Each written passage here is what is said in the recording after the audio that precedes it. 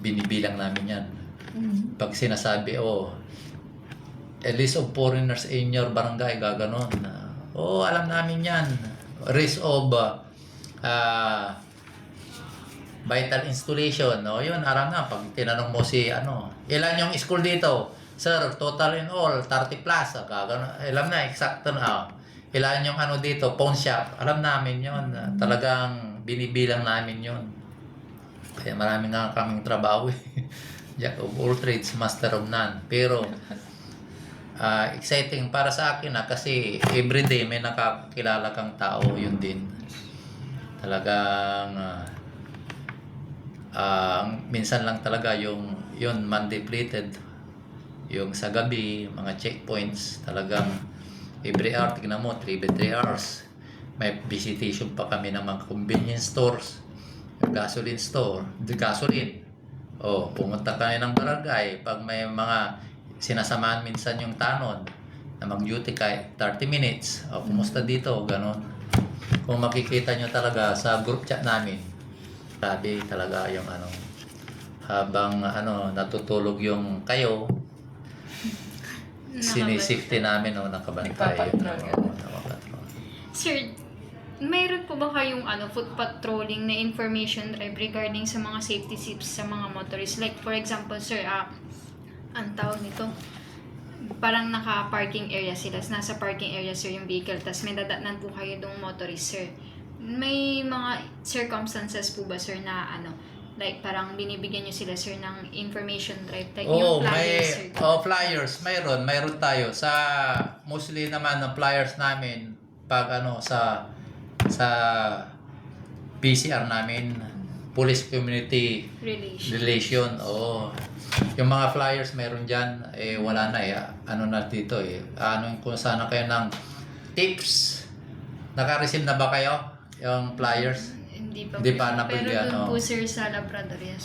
Yun. Nagbibigay po kasi minsan nagpapasama kami sa mga students, ganon. Or yun nga, yung barangay assembly, visitation. Kung minsan may mga sir, mag-distribute kayo ng flyers. Bibigyan sila. Tapos nandun yung hotline namin. Yun talaga yung namin. Kaya minsan, kahit hindi namin trabaho, kami ang tinatawagan, sir, police station, may apoy dyan, alam nyo nang ibig sabihin. Di ba? Alam nyo yun, may apoy dyan. Pagkitawagan siya. Di ba? Kaya talaga, yung PNP talaga, napaka-broad ng niya. Trabaho.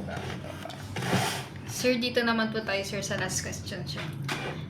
What specific penalties are currently imposed on protective gear violators, and how do these enforcement measures, together with your agency's promotional initiatives, influence changes in rider behavior? Dito sa amin, may mga municipal ordinance tayo na traffic scheme obligated. Anong tawag dito? Traffic Scheme Obligated Series of 2014. Yun yung parang naka-align sa Land Transportation Code of the Philippines, Republic Act 4136 ba yun? Yun. Mostly yung violations nandoon. Pero kung in terms of penalty, mas mataas naman yung sa Land Transportation Code of the Philippines, kasi ang nagpa-fine dyan yung Land Transportation Office. Pero sa atin, may mga municipal ordinance tayo.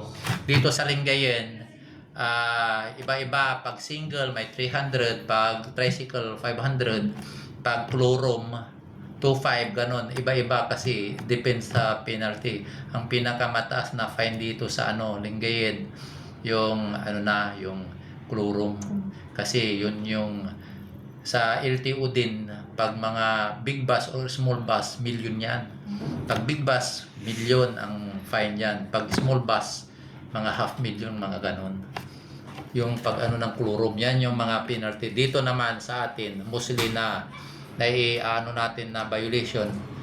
Not wearing helmet, not bringing ORCR, License. unregistered plate number, unregistered motorcycle, ano pa, No side mirrors. no side mirror, wearing Unauthorized. unauthorized helmet, mga Ay. ganyan lang naman. 5, sir. Oh, mga mostly yan. Pag single ka dito, ang fine na inaano namin para magtanda yung driving without license, marami din yan.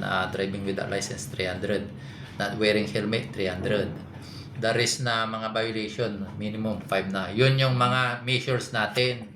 Kasi wala namang kulong yan eh. Fine lang Fine. siya eh. Pag kunwari ikaw, isang individual ka, isang motorist ka, fine lang yon. Pag nahuli ka na walang helmet, bayaran mo na lang, wala na. Pero may MOA kami sa Land Transportation Office. Pag within 3 days hindi mo na bayaran, bibigyan ka pa ng padadalang ka pa ng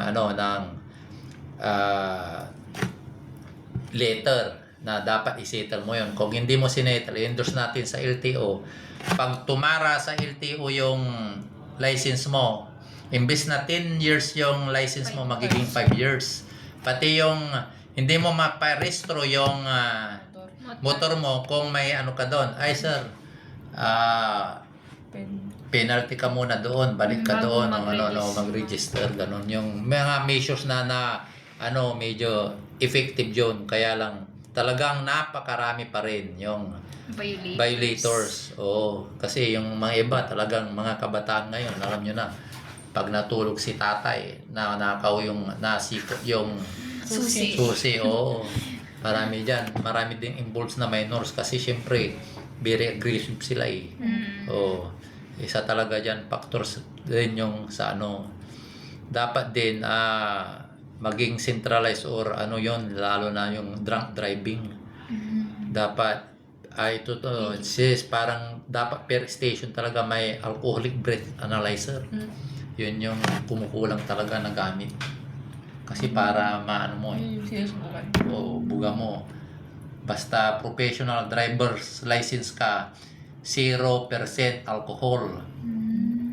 Pag private individual, yung non-professional, may percent lang pero maliit. Sir, Parang kumbaga isang bottle ganun lang. Madidetect pero hanggang isang bottle. Pero pag yung 100. professional ka, dapat 0 yun. Dapat hindi ka talaga uminom. Yes, sir. Sir, yung sa may po sir, ang tawag ko, yung sinasabi niyo po sir na for alcohol sir, meron na po ba kayo na-encounter sir na iba sa mga istasyon sir? Merong mga ganun sa istasyon? Yung medyo mahal kasi yung alcoholic breath test analyzer eh. Kaya pinopropose namin dito na sana. Tapos kasi bago ka ng batas, dapat i-provide mo yung mga kinakailangan. Kunwari, magbawal ang nakainom dito ng uminom. Dapat i-provide mo yung alcoholic breath kasi yun yung measurement. Parang maingay ng muffler. Dapat may decibel meter ka. Kasi paano mo masasabi kahit maingay yan, hindi mo na masasabi na maingay ka. Dapat may metro, may decibel meter, yun yung Meron dapat. po kayo nun sir? Wala nga eh. Sinubukang pinasayan, i-propose ng sangguniang bayan namin. Ay, opo. sir. Pero hindi naka-specify doon yung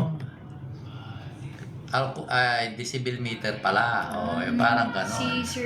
Si Sir Attorney Gab po yata yung O, nag-propose yan. kung nag-propose siya, baka mayroon na ngayon. Kasi yung mga past na experience namin, Nalala mo yun? pinopros nila pero hindi nag-prosper kasi yung hindi naka-include pa yun. O baka si Sir Gab, baka mayroon na. Kasi yun yung mga problema din namin, sinasuggest namin sa mga sangguniang bayan. Sir, baka magkaroon tayo ng ganito-ganito, sabi nila namin. O pag-aaralan nila yun, yung ipopropose. Yun yung mga measures namin. So far, active naman doon yung mga natin, ang chairman natin, dapat ang mag-sponsor ganun. At pwede namin silang tulungan. Yung factors lang na budget, kung saan kukunin yung budget, dapat may mga nakalan doon. Sir, all in all, sir, even with yung penalties, sir, may mga hindi pa rin po sir, sumusunod talaga sir. Oo, may mga talaga, pag naka-checkpoint kami, halos ang dumadaan yung sumusunod. Pero, Lagi nai-stop, sir, yun nga, naglalag sila doon. sila sa malayo, gano'n talagang, parang LTO din pag malayo. Bakit? Maraming dito. Minsan sumasabay kung nakikita yung reels na sumasabay sa libing, di ba? Yes. Yun, sama na kayo dito. Gagano, nakikipaglibing. Parang ganun. Hindi kaya yung tinitentang nila yung Yun. Sa akin naman, hinuhuli ko pa rin yun, yung nagteng-teng. Kung wala nakita ko, plain view ko, nakita ko, tumigil. Walang helmet. Tapos, maya-maya, tinateng-tengan niya, tinutulak niya. Sir, naubusan ng gasolina.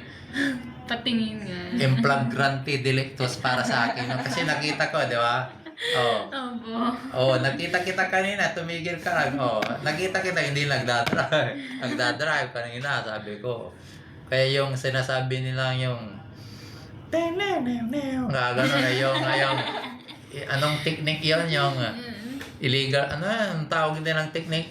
Pinagbabawal na technique, sabi nila. Pinagbabawal na technique. Hindi, sa akin may gumaganon, pero nakita kita. Hindi pa rin nakalagpas. Bakit sir, hindi ako nagdadrive. Kanina nakikita kita nag-drive doon. Di ba? Yung flagrante delicto. Meron din yung sir yung ibababa niya yung sa kanya na walang helmet. Yun nga. Pag nakita mo, pwede mo ring huliin. Parang ganon. Kasi parang nilulusutan yung batas, bendalo, diba? May mga tayo dyan, bendalo. Sir, yun lang po, sir. Sir, thank you very much for your time and valuable insights. Your responses will greatly contribute to the success of this study. Thank you, sir. Salamat naman at napasyal nyo kami dito. At least, as students, may mga nakuha kayong idea. Yes, As sir. criminology student, and my advice, sana dapat yung mga parang ito, thesis ba to? Yes, sir. Thesis, igawa nyo ng magandang yung papel para yung next na mabasa nila, magka-educate. Isa rin yan, yung school dapat. I-publish. Kasi hindi na nga namin na kaya sana sa inyo kung lahat nga criminology para alam nila yung batas, di ba? Yes, sir. Pero hindi naman pwede. Sir, Kaya, actually, sir, kami, sir, ng mga CCJE officer or mga criminology officers, nagkakanta po kami ng information drive regarding sa yun, mga laws, maganda sir. yun. Like parang sa Bunlag. Yung sa amin lang kunwari magkakandak kayo ng gusto nyong kunwari pwedeng kung ano yung information drive nyo, pwedeng imbitahin yung pulis sa lugar nyo. Kasi sa amin, sa busy namin, mas maganda, may kayo nang gagawa ng lahat, di ba? Iimbitahin nyo lang kami na as speaker or magle-lecture, mas maganda yon. Kasi minsan ang namin sa PCR dito, kami pa yung bumubuo. Anong project nang gagawin natin? O magpa-feeding tayo para makahalubilo natin yung tao, sabi na. Yun yung pulis ngayon yung pulis na ang lalapit sa tao. Nag-i-initiate. Nag-i-initiate kami. Kunwari, may mahirap na doon, or kunwari, maraming dinggi dito, doon, pinapasyal namin kung magbibigay ng bigas yung yung LGU or ba dyan, o magbabaksin sila, sama-sama na kami.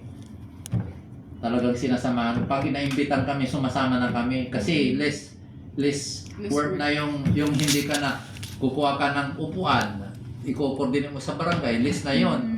Magpa-plan, mahirap talaga kaya magastos din.